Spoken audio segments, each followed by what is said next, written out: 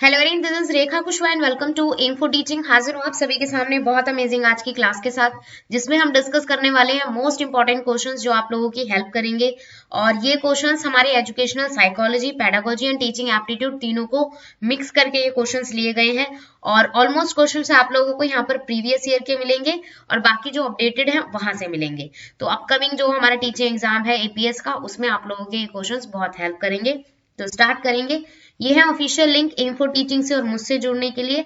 और एक और क्वेश्चन जो बार बार मुझसे पूछा जा रहा है कि मैम जो क्वेश्चन पेपर आता है क्या वो बाइलिंगुअल आएगा, मतलब हिंदी और इंग्लिश दोनों में ही आएगा?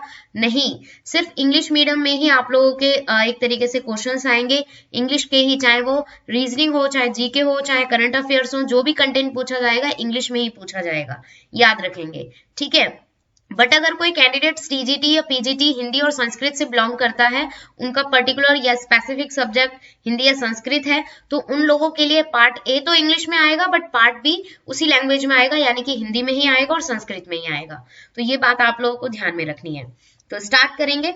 पहला क्वेश्चन है द वर्ड सोशलाइजेशन मीन्स, यानी कि जो समाजीकरण का अर्थ है वो बताना है। यहाँ पर इन चारों में से कौन सा ऑप्शन सही रहेगा?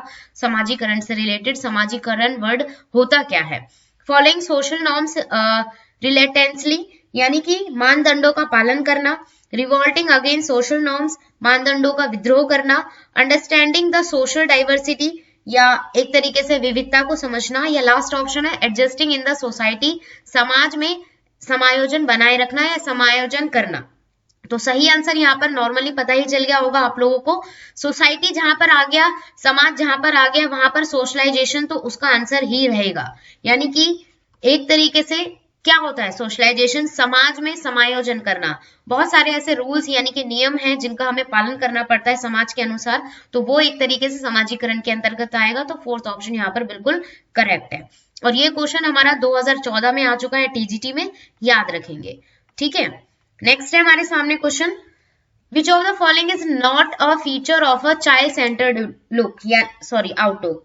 बाल केंद्रित दृष्टिकोण की विशेषता नहीं है, मतलब बाल केंद्रित जो दृष्टिकोण है, एक तरीके से बाल केंद्रित शिक्षा होती है, उसके दृष्टिकोण के अनुसार कौन सा ऑप्शन फॉलो नहीं कर रहा है इस क्वेश्चन को? तो नॉट यहाँ पर पूछा गया है, चाहे वो नॉट हो चाहे ट्रू फॉल्स हो, ऐसे क्वेश्चंस को आप लोगों को ध्यान से पढ़ना है। ऐसे क्वेश्चंस में हम गलतियां कर देते हैं क्योंकि नेगेटिव मार्किंग होती है, तो वहां पर हम गलतियां कर देते हैं। तो ध्यान से पढ़ना है क्वेश्चन, फिर जाके ऑप्शन चूज करना है। तो जो बाल केंद्रित शिक्षा की एक तरीके से दृष्टिकोण के अंतर्गत नहीं आता, वो ऑप्शन चूज करना है। फर्स्ट ऑप्शन है ईच चाइल्ड मेक्स हिज और हर करिकुलम, मतलब अपना करिकुलम बनाता है हर बच्चा। सेकेंड ऑप्शन है चिल्ड्रन आर इनएक्टिव पार्टिसिपेंट्स, जो चिल्ड्रन होते हैं ज्यादातर बच्चे, ज्यादातर क्या पूरे स्कूल में या कक्षा में कुछ ऐसे बच्चे आप लोगों को मिलेंगे जो इनएक्टिव होते हैं, किसी भी एक तरीके से कोई भी फंक्शन हो गया या कोई भी एक्टिविटी हो रही है उसमें इनएक्टिव रहते हैं कुछ बच्चे, ठीक है।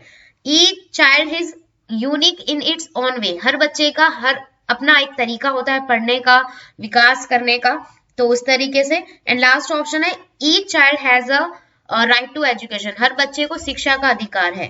तो नॉर्मली यहाँ पर बिल्कुल साफ साफ नजर आ रहा है कि सेकंड ऑप्शन तो है, थर्ड ऑप्शन भी है एंड लास्ट ऑप्शन भी है, ये तीनों ही बाल केंद्रित शिक्षा के अनुसार फॉलो करते हैं, मतलब बाल केंद्रित शिक्षा के अंतर्गत आते हैं।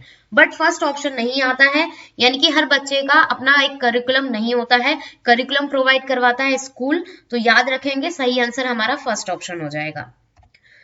नेक्स्ट है हमारे सामने question, thought not only determines language but also precedes it, who among the following set fourth this idea, यानी कि विचार न केवल भाषा को निर्धारित करता है बल्कि भाषा से पहले भी बहुत सारी चीजें आ जाती हैं। क्योंकि बच्चा क्या है, जब बच्चा जन्म लेता है, जन्म लेने के बाद जैसे जैसे उसका डेवलपमेंट होता है, तो वो ऐसा नहीं है कि डायरेक्ट बोलना शुरू कर देता है, उसके माइंड में पहले थॉट्स आते हैं, वो आसपास की चीजों को देखकर अपने माइंड में बहुत सारी चीजें सोचता है, ठीक है।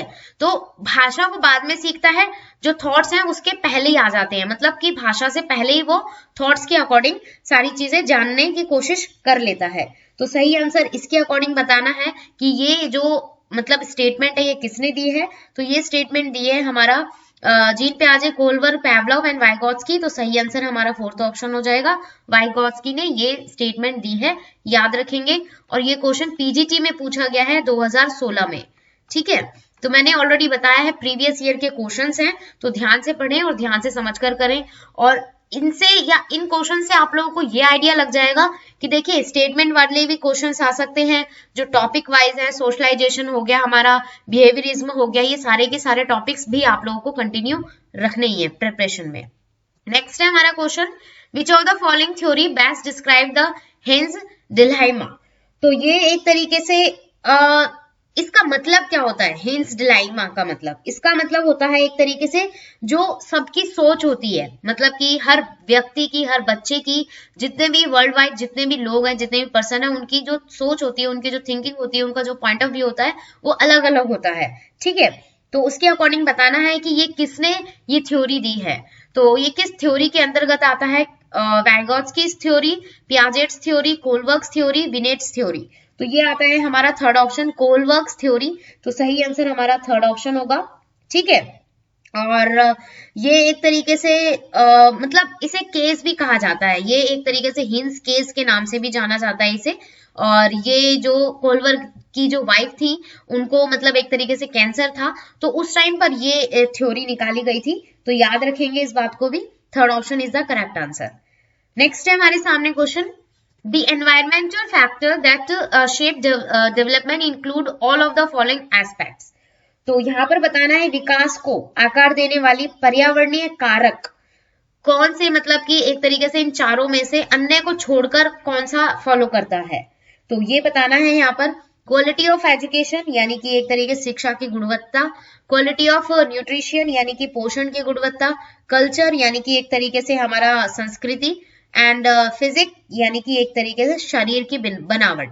तो कौन सा एनवायरमेंटल फैक्टर के अकॉर्डिंग फॉलो नहीं करता है, तो वो है हमारा सही आंसर फिजिक यानी कि शरीर की बनावट। बाकी ये तीनों हमारे एनवायरमेंट यानी कि पर्यावरण से रिलेट करते हैं, फिजिक हमारा नहीं करता, ये हमारे शरीर से रिलेट करता है। तो सही आंसर हमारा फोर्थ ऑप्शन हो जाएगा। तो इस क्वेश्चन में भी आप लोगों ने देखा होगा एक्सेप्ट बोला गया है, तो एक्सेप्ट का मतलब इसका मतलब ये है अन्य के अलावा, मतलब कि कौन सा, तीन ऑप्शन सही होंगे और एक ऑप्शन गलत है, तो उसको चूज करना है। ऐसे ऑप्शंस में भी आप लोगों को ध्यान रखना है। नेक्स्ट है हमारा question, which of the following implications can't be derived from Piaget's theory of cognitive development. यानी कि जो जीन पियाजे की जो थ्योरी थी उसके अकॉर्डिंग नहीं है, मतलब एक तरीके से जिसमें इन्होंने मतलब कि पियाजेट की थ्योरी जिसमें जो कॉग्निटिव डेवलपमेंट होता है, बच्चे का संज्ञानात्मक विकास होता है, इन चारों ऑप्शन में से जो एक तरीके से नहीं डिराइव्ड होता या नहीं लिया गया, तो वो है चिल्ड्रंस डिजायर टू लर्न, मतलब कि जो बच्चे हैं वो एक तरीके से अपनी इच्छा के अनुसार सीखते हैं। नीड टू वर्बल टीचिंग, उन्हें वर्बल टीचिंग की आवश्यकता होती है। Acceptance of individual differences, individual differences जो एक तरीके से व्यक्तिगत अंतर होता है उनका स्वीकारकरण कह सकते हैं। डिस्कवरी लर्निंग या एक तरीके से सीखना या खोज के द्वारा सीखना। तो कौन सा ऑप्शन यहाँ पर एक तरीके से नहीं लिया गया, कांट बी डिराइव्ड मतलब नहीं लिया गया, तो वो है हमारा option second option, need of verbal teaching, ये नहीं लिया गया है। बाकी तीन ऑप्शन लिए गए हैं कॉग्निटिव डेवलपमेंट वाली जो जीन पियाजे की थ्योरी है उसके अनुसार। नेक्स्ट है हमारा question, dash can be best used in teaching to encourage democratic living among students. तो इस क्वेश्चन में पूछा गया है लोकतांत्रिक एक तरीके से जीवन के लिए जो प्रोत्साहित करता है बच्चों को, वो कौन सा ऑप्शन है। ठीक है, लेक्चर मेथड, सोशलाइजेशन या सोशल इंटरेक्शन, एक्सपेरिमेंटल मेथड या डिस्कवरी मेथड। तो सही आंसर है हमारा इसका फोर्थ ऑप्शन डिस्कवरी मेथड, जो एक तरीके से खोज करके सीखने में हेल्प करता है और जहां से बच्चे क्या होते हैं लोकतंत्र होते हैं, मतलब उन्हें अपने विचार रखने की पूरी एक तरीके से क्या होती है आजादी होती है। तो सही आंसर हमारा इसका फोर्थ ऑप्शन हो जाएगा। और मैं बता दूं ये क्वेश्चन पीआरटी में आया है, ठीक है पीआरटी में आया है और ये यहाँ पर मतलब कि शो नहीं है कि कौन से एग्जाम में आया था, बट पीआरटी में आया है। नेक्स्ट है हमारे सामने question, physical trait such as height, eye colour, bone structure and hair, ये क्या है एक तरीके से, मतलब कि शरीर में ये सारी चीजें हमारी परिवर्तित होती है, हाइट है, आइज कलर है, बोन स्ट्रक्चर है, हेयर है। तो ये एक तरीके से कुछ चीजें तो हमें मतलब कि ऑलरेडी कभी चेंज नहीं होती, उनमें थोड़ा बहुत फर्क होता है। बाकी जैसे हाइट हो गया, और हड्डियों का जो स्ट्रक्चर होता है दिन ब दिन जो जैसे जैसे बच्चा एडल्ट होता जाता है तो उसमें हड्डियां बिल्कुल प्रॉपर तरीके से बनती हैं, तो वो बताना है यहाँ पर कि मतलब कि किस में आती हैं ये सारी चीजें। तो यहाँ पर बताएंगे हम एक तरीके से सही आंसर हमारा इसका फोर्थ ऑप्शन होगा, इनहेरिटेड। याद रखेंगे ये किसका एग्जाम्पल है, इनहेरिटेड, यानी कि एक तरीके से आनुवांशिकता कह सकते हैं, वांशिकता कह सकते हैं, ठीक है। तो ये किसका एग्जाम्पल है, एक तरीके से इनहेरिटेड, ठीक है। ये टॉपिक भी आप लोगों को करना है जहां पर एनवायरमेंट एंड एक तरीके से एनवायरमेंट और इनहेरिटेड, या हाँ ये वाला टॉपिक भी आप लोगों को अच्छे से करना है, हेरिटेज वाला, ठीक है। हेरिडिटी जिसे हम कह सकते हैं, हेरिडिटी हो गया, और एक हो गया हमारा एनवायरमेंट। ये टॉपिक दोनों ही मतलब एक ही टॉपिक है, एक टॉपिक तो नहीं है बट एक दूसरे से मिलते जुलते हैं, तो इसको करना है आप लोगों को अच्छे से। नेक्स्ट है हमारे सामने question, Piaget proposes that pre-operational children are unable to conserve. Which of the following factor attributes this inability? यानी कि असक्षमता का कारण एक तरीके से जीन प्याजे ने बताया है, और अपने प्री ऑपरेशनल जो चिल्ड्रन होते हैं उसके अंदर, तो कौन सा एक तरीके से ऑप्शन यहाँ पर हो सकता है, inability of hypothetic deductive reasoning, यानी कि एक तरीके से जो मतलब विचार जहां पर मिलते जुलते नहीं है या परिवर्तन होता रहता है जिसके अंदर, इरिवर्सिबिलिटी ऑफ थॉट, मतलब कि एक तरीके से विचारों में कहीं ना कहीं चेंजेस आते रहते हैं, lake of high level abstract reasoning, यानी कि एक तरीके से ज्ञान ना होना, मतलब कि एब्स्ट्रैक्ट तर्क का ज्यादा ज्ञान ना होना, and none of the above. तो सही आंसर है हमारा इसका सेकंड ऑप्शन। हाँ हाँ, यही सही हमारा सही आंसर होगा, इरिवर्सिबिलिटी ऑफ थॉट, यानी कि विचारों का अपरिवर्तन होना, कहीं ना कहीं विचार एक तरीके से अपरिवर्तन होते रहते हैं, तो ये हमारा एक तरीके से क्या होगा, अनेबल है कंजर्व करने के लिए, जो हमारे प्री ऑपरेशनल चिल्ड्रन के अकॉर्डिंग होगा, असक्षमता का कारण रह सकता है, तो करेक्ट आंसर सेकेंड ऑप्शन होगा।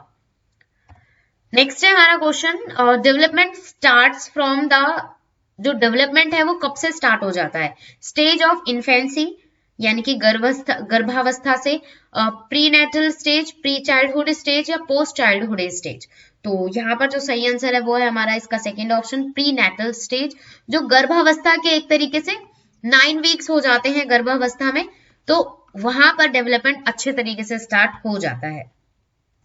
नेक्स्ट है हमारा question, the use of technology to enhance learning process is called dash in education, यानी कि एक तरीके से इस क्वेश्चन में बोला गया टेक्नोलॉजी जो यूज की जाती है आज के टाइम पे, उसमें उस शिक्षा को क्या कहा जाता है, आईटी, आईसीटी, कम्युनिकेशन टेक्नोलॉजी, या इंफॉर्मेशन टेक्नोलॉजी। तो बिल्कुल करेक्ट है हमारा इसका सही आंसर, सेकेंड ऑप्शन रहेगा हमारा, इंफॉर्मेशन एंड कम्युनिकेशन टेक्नोलॉजी कहा जाएगा आज के दौर पे इसे, तो बिल्कुल सही आंसर सेकेंड ऑप्शन होगा। नेक्स्ट है हमारा question, individual learns from his own mistakes, जो मतलब कि एक तरीके से व्यक्ति अपनी गलतियों से सीखते हैं, या हर व्यक्ति अपनी गलतियों से सीखता है, ये स्टेटमेंट किस थ्योरी के अंतर्गत आती है, instrumental conditioning, insight, trial and error, and classical conditioning. तो ये आ जाता है हमारा इसका second option, insight. Correct answer हमारा इनसाइट रहेगा, याद रखेंगे, ठीक है। मतलब कि एक तरीके से इंस्ट्रूमेंटल कंडीशनिंग जिसके अंदर डेवी के अनुसार ये इन्होंने दी है सबसे पहले, तो ये जो स्टेटमेंट है इस बात को भी ध्यान में रखेंगे, जॉन डेवी के अनुसार ये दी गई है, ठीक है। हाँ, इनसाइट का मतलब क्या होता है, नॉर्मली अपने विचार, जिसे हम कह सकते हैं कि हाँ बिल्कुल अपने विचार, तो सही आंसर हमारा इसका सेकेंड ऑप्शन होगा। नेक्स्ट है हमारे सामने question, according to John Dewey school is a dash institution and education is a dash process। तो जॉन डेवी के अनुसार जो स्कूल है वो क्या है और एजुकेशन क्या है, तो यहाँ पर बताना है, तो करेक्ट आंसर हमारा इसका फर्स्ट ऑप्शन हो जाएगा, सोशल एंड सोशल, यानी कि एक तरीके से जॉन डेवी के अनुसार जो स्कूल है वो एक तरीके से सामाजिक संस्था है, और एजुकेशन भी एक सामाजिक प्रोसेस है जिसे हर किसी को लेना चाहिए, तो सही आंसर फर्स्ट ऑप्शन हो जाएगा। नेक्स्ट है, at the pre primary stage reading allowed while writing is given importance, मतलब कि प्री प्राइमरी क्लासेस में क्या होता है, प्री प्राइमरी स्टेज होती है जब बच्चों को ओरल जो मतलब कि बोल बोलकर मतलब कि लिखने में ज्यादा हेल्प करवाया जाता है, क्यों? This is a based on which theory, तो ये किसकी कौन सी थ्योरी से मतलब इफेक्टेड है ये? तो ये है हमारा इसका correct answer, it is a second option, conditioning. Conditioning theory में क्या होता है, लेखन के दौरान बच्चे को सिखाया जाता है बोल बोलकर, ताकि एक तरीके से वो, जिसमें कह सकते हैं ना कि हम एक के साथ एक चीज और हम सीख रहे हैं, मतलब कि नॉर्मली रिटन के साथ रिटन भी हो रहा है हमारा, और हमारा जो वर्बल है मतलब कि ओरल है, जिसमें हम या कोई भी बच्चा है वो प्रॉपर तरीके से वर्ड्स को प्रोनाउंस करना सीख जाता है, तो वो तो दो चीजें एक साथ हो रही हैं, दो क्रियाएं एक साथ हो रही हैं, तो वो हमारा क्या हो जाएगा एक तरीके से सेकेंड ऑप्शन, कंडीशनिंग। इसमें क्या होता है, कंडीशनिंग में क्या होता है, नॉर्मली इसमें बोला जाता है पूर्व ज्ञान को नए ज्ञान के साथ जोड़ना, पूर्व ज्ञान को नए ज्ञान के साथ जोड़कर पढ़ाना। तो नॉर्मली ऑलरेडी क्या होता है कि बच्चों को पहले से कहीं ना कहीं ज्ञान है, अगर उन्हें कोई भी लेटर सिखाया जा रहा है, अगर ए फॉर एप्पल सिखाया जा रहा है, तो क्या है कि उसे कहीं ना कहीं उसने पहले भी ये चीज सीखी हुई है, क्योंकि स्कूल में अब आज के टाइम पे तो एक तरीके से पेरेंट्स भी कहीं ना कहीं ये सब चीजें सिखाते हैं, तो उन्हें पूर्व ज्ञान के साथ नया ज्ञान सिखाया जाता है कि लिखने के साथ साथ उन्हें बोलना भी आना चाहिए, तो वो हमारा कंडीशनिंग में आ जाएगा। नेक्स्ट है हमारे सामने क्वेश्चन, अकॉर्डिंग टू जीन पियाजे children develop abstract logic and reasoning skill during, तो कौन सी स्टेज के अकॉर्डिंग, जो मतलब जीन पियाजे ने जो कॉग्निटिव डेवलपमेंट की जो थ्योरी दी है, तो उसमें मतलब कि जो बच्चा है वो एब्स्ट्रैक्ट लॉजिक और रीजनिंग यानी कि तर्क लगाना सीख जाता है, कौन सी स्टेज में? तो यहाँ पर जो सही आंसर होगा वो हमारा थर्ड ऑप्शन होगा, formal operational stage. Formal operational stage या तार्किक चिंतन करना सीख जाता है, नॉर्मली कहेंगे इसे हम। सेंसरी मोटर स्किल, इसे संवेदी पेशीय कहा जाता है, हिंदी में संवेदी पेशीय स्किल, ठीक है। इसमें जो बच्चा होता है वो नॉर्मली जीरो से नॉर्मल जिसे हम कह सकते हैं जन्म से, जीरो से नहीं कहेंगे, जन्म से लेकर हाँ एक मिनट मैं इसको यही कर देती हूँ, जन्म तक इसका जो मतलब पूरा रहता है time period. Pre operational stage जो हमारा पूर्व संक्रियात्मक अवस्था होती है, ठीक है, इसके अंदर जो बच्चा है वो 2 से 7 साल का हो जाता है। फॉर्मल ऑपरेशनल स्टेज जिसमें मूर्त संक्रियात्मक अवस्था कहेंगे, इसमें जो बच्चा है वो 7 से 11 साल का हो जाता है। कंक्रीट ऑपरेशनल स्टेज इसे अमूर्त, हाँ अमूर्त एक तरीके से संवेदी पेशी अवस्था कहेंगे, जिसमें जो बच्चा है वो 11 से 15 साल का हो जाता है। तो सही आंसर फॉर्मल ऑपरेशनल स्टेज यानी कि मूर्त संक्रियात्मक अवस्था, जिसमें जो बच्चा 7 से 11 साल का होता है और वो तार्किक चिंतन करना शुरू कर देता है। तो ये जीन पियाजे ने जो कॉग्निटिव डेवलपमेंट संज्ञानात्मक विकास की जो अवस्थाएं बताई हैं, उनमें इन चारों का अच्छे से एक्सप्लेनेशन किया है। ये टॉपिक भी आप लोगों को अच्छे से करना है। तो होप सो ये क्वेश्चंस आप लोगों के लिए मोस्ट इंपॉर्टेंट रहेंगे अपकमिंग एग्जाम्स में भी, और एक आइडिया भी आप लोगों को लग गया होगा कि कौन कौन से टॉपिक्स आप लोगों को सबसे ज्यादा करने हैं। तो भी प्रिपेयर करिए, अच्छे से प्रैक्टिस कीजिए, और जो भी डाउट्स हैं या जो भी क्वेरीज हैं आप लोग कमेंट सेक्शन में पूछ सकते हैं, ठीक है। कुछ दिन मैं लाइव क्लास नहीं ले पाऊंगी और प्री रिकॉर्डेड क्लासेस ही आप लोगों को मिल पाएंगी, ठीक है। 25 के बाद हम लाइव मैराथन क्लास स्टार्ट करेंगे ज्यादा से ज्यादा क्वेश्चन और अपडेटेड क्वेश्चंस के साथ। So keep learning, thanks for watching, मिलते हैं नेक्स्ट क्लास में।